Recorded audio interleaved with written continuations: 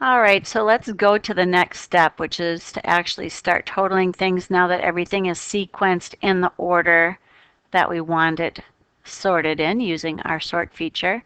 Now we're going to go ahead and add some of the additional calculations shown on the sheet. So let's see.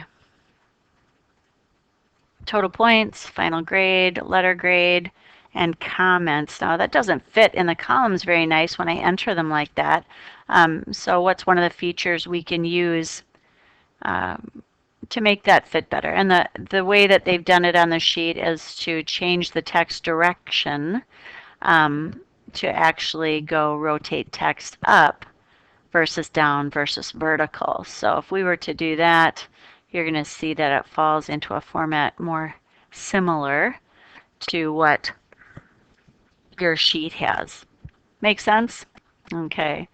I'm going to make this a little smaller again so you can see what's going on in the whole sheet. If I wanted to gather total points, I'm going to auto sum everything, check that it grabbed all the right columns. I'm going to hit enter, and you've learned to use that fill handle. We're going to do that. We can add those scores up just like that. And then we need to know what the percent grade is. So if I wanted to get this calculated, I'd have to take this against the total amount possible, which isn't calculated up, but we know that we could grab it from the total possible points here. So let's go ahead and just add those. They're lighter, but it's the same thing. We have 545 points possible. So if I wanted to get my final grade, I would say equals this divided by this. I think you could probably figure that out on your own. You might have to be reminded that we need something so that we can copy it. And what is that? It's an anchor. So we're going to go ahead and set an anchor in there. And if you've forgotten why we do that, it's so that we can drag that formula.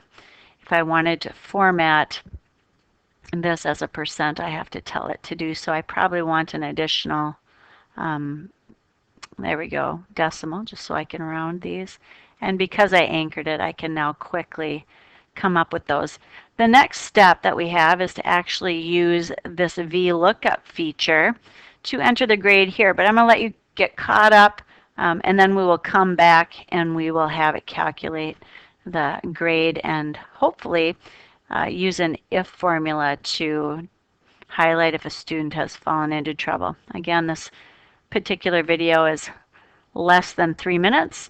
Take a break, see if you can make that happen.